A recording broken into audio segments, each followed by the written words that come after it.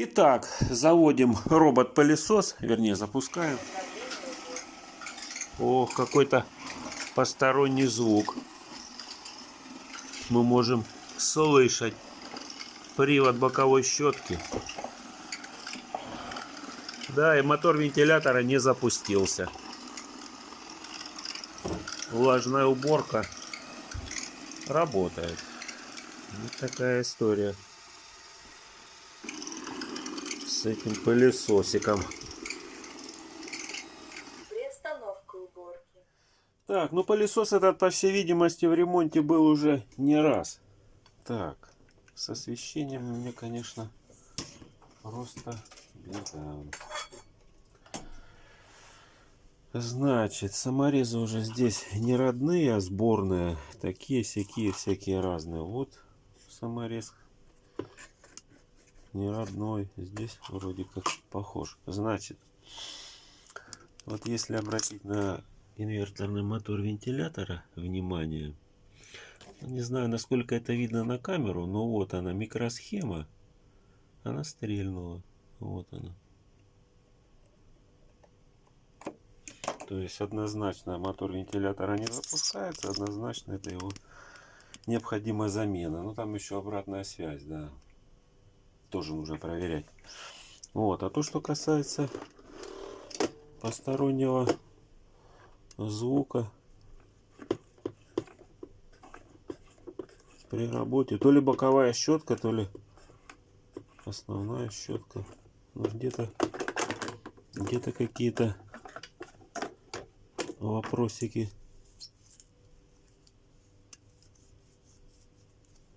возникают. Может быть, даже она. Но не суть. Не суть, не суть. Ну что тут скажешь? Надо разбирать и смотреть. А что смотреть? Мотор под замену. Что тут скажешь? Ну и нужно разобраться с посторонним звуком. Где он? Где-то что-то пищит. Где-то что-то трещит. Что, разбираем дальше. Итак, то, что касается посторонних звуков. Его нужно найти, да? Что издает этот звук. Что мы делаем? Мы будем подключать отдельно привода и слушать, что они нам пропоют. Так, основная щетка. Да. Именно она, по всей видимости.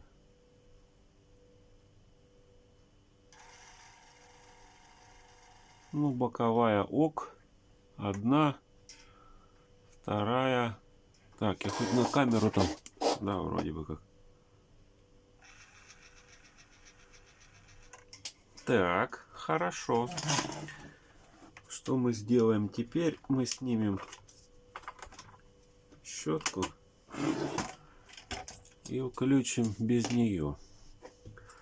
Только привод. И послушаем его.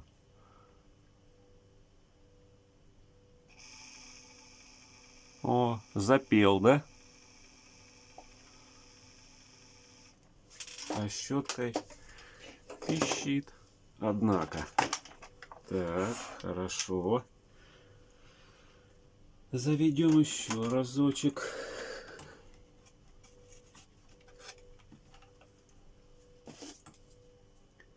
Дадим немного больших оборотов сейчас. И послушаем. Ну, однозначно. Щетка там тоже есть. Подшипники, втулки, что там. Да, щетка. Так, с посторонними звуками определились. Звуками, шумами. Значит, они вот щетка. Влага, да? Угу. Да, видно даже ржавчина там и так далее.